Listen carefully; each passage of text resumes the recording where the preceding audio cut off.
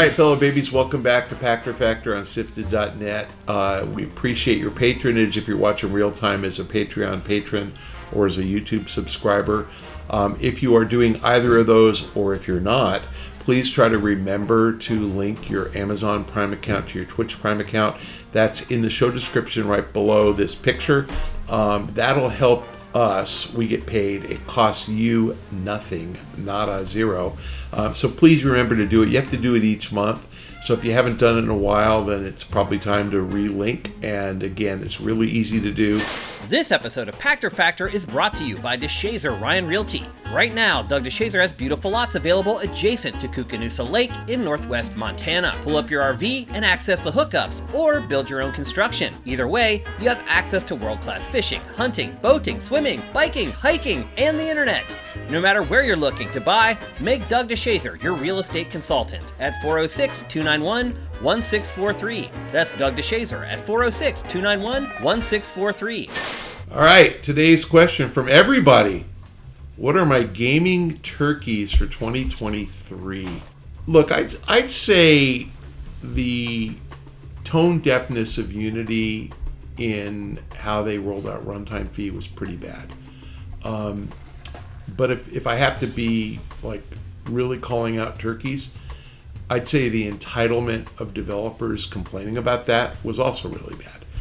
And by that I mean, look, I think Unity proposed that they were going to charge a fee for every game download, including a reinstall with a new phone. That's just wrong, okay? And I looked on my phone. I have about 20 mobile games on my phone. I play 3, but I have 20. And I have played all 20, and I probably played 8 in the last year, maybe 10. But I have a bunch on there just sentimentally, like Fallout Shelter. I haven't played in a couple of years, but I just have it on there because I kind of finished everything and accomplished everything. But if I get a new phone, all 20 of those guys have to pay a runtime fee. That's wrong. And the second thing they did wrong was they made it retroactive, which freaked out people who said, look, I spent years developing this mobile game. I relied on the engine costing what it costs, the subscription or free. And now you're going to impose a fee retroactively. I built the game already and it's already up. That also was wrong.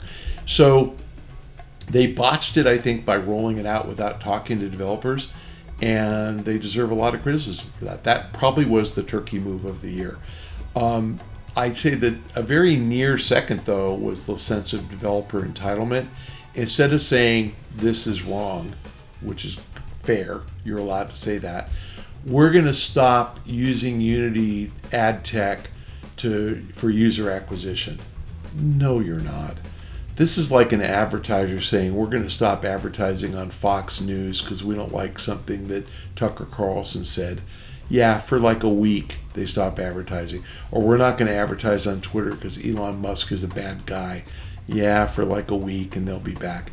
You go where you need to go, and the Unity ad tech is good, and AppLovin is good, and Vungle is good, and GumGum is good, and there's a ton of good ad tech out there. You're going to use whatever gets you the highest return because it's most important that you deliver your ad and you do so efficiently. So I think the empty threats, were wrong. I think better to say you got to treat your customers fairly. That's a legit way to respond like an adult. So I actually personally don't blame Riccatello. I know that everybody else did, and he got fired. In fairness, the buck stops with the CEO, so ultimately he bore the responsibility.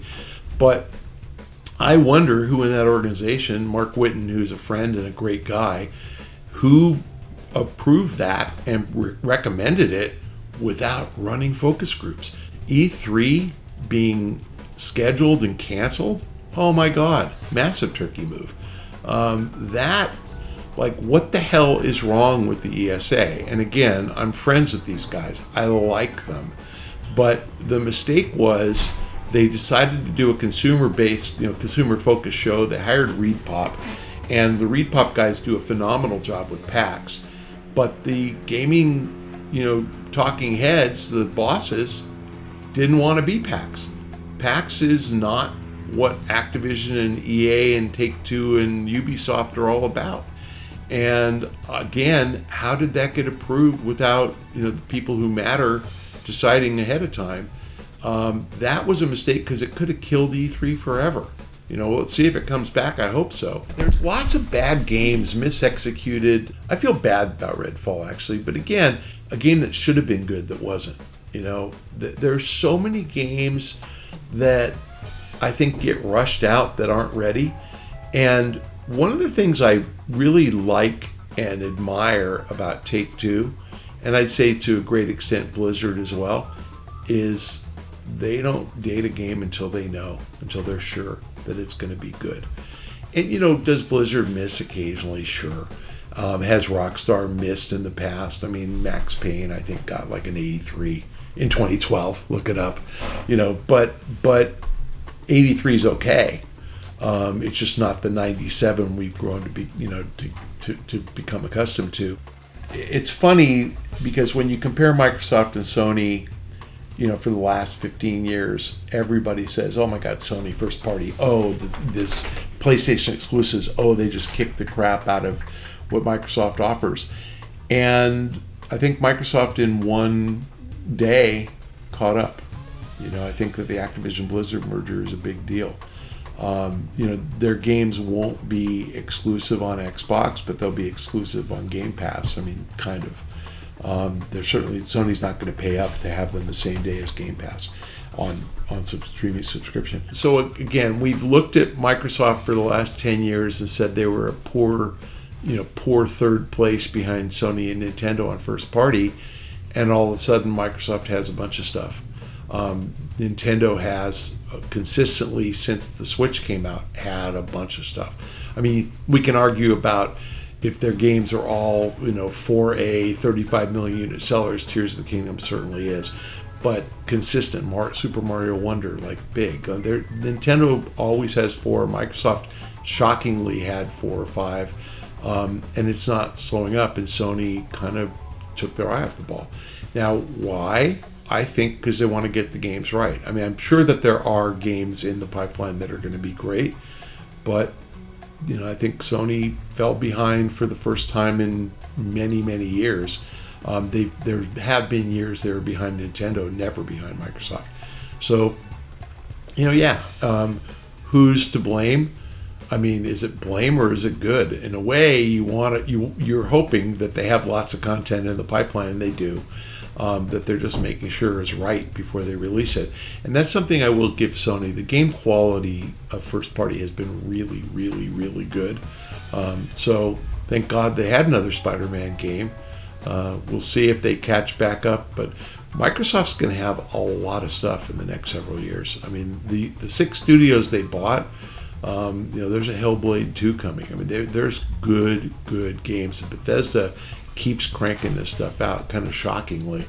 Now that Pete Hines is gone, Elder Scrolls 6 can finally come out. The regulators, I think, slowed a process down that was inevitable with Microsoft buying Activision, and then made it more expensive because in the name of protecting consumers.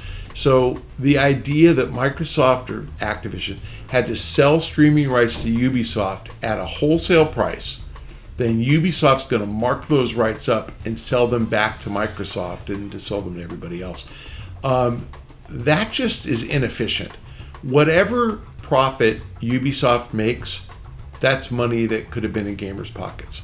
So the CMA came up with this thing. Of course, the cynics out there will say, well, Microsoft would have made the same profit. Maybe, but I don't think so. I think that there was extra money paid, and Ubisoft has a kind of a mandate to charge more, which is going to cause Microsoft to charge more. At the end of the day, gamers got hurt by the CMA meddling in this outcome. And I think that the whole thing should have been approved and closed 6 months after it was proposed. And it's just been a nightmare to watch this saga unfold. And in the meantime, Game Pass customers are going to go another Christmas without Activision Blizzard titles. That's just dumb. And that's because your government dollars at work making sure that big guys don't get bigger. And if you're somebody who makes threats on the internet and without your real picture and your real name on your account, you're a turkey. Anyway, happy Thanksgiving. This is going to be the first Thanksgiving in years that I haven't cooked. We're actually going out. We normally have a big family event, and we normally, I usually cook for like 20 or 30 people. And this year we're eating at our yacht club. Yeah, I belong to a yacht club because I have 2 boats, because I'm paid so handsomely. Yeah, we're going to the yacht club for dinner, and I'm looking forward to like eating and leaving and no cleanup and no leftovers. You may have noticed I've trimmed down a bit. I've lost 20 pounds on my way to losing 50. And the reason I have to lose 50 is I gained 50. I looked at a picture of myself on one of these shows, and I had this big old turkey belly, which is now just a big old belly, but it's going to be flat in another 3 months or so. So I'm trying to do like no leftovers and don't eat too many meals. So anyway, wish me luck. And if you don't wish me well, then you're a turkey. Thank you guys who are Patreon patrons and YouTube subscribers for keeping us in business. For those of you who are neither of those 2 things, if you have Amazon Prime, please remember to link your Prime account to your Twitch Prime account, and the instructions are below. You may have to open up a Twitch Prime account, but it costs nothing. Link those 2 things, and Amazon, for some crazy reason, pays SIFTD so you can watch me. So that's awesome. So help us out, please, because we need the support. We've seen that drop a lot because it lapses. You've got to renew it. So if you've ever done it before, it's easy to do again. Please remember to do it.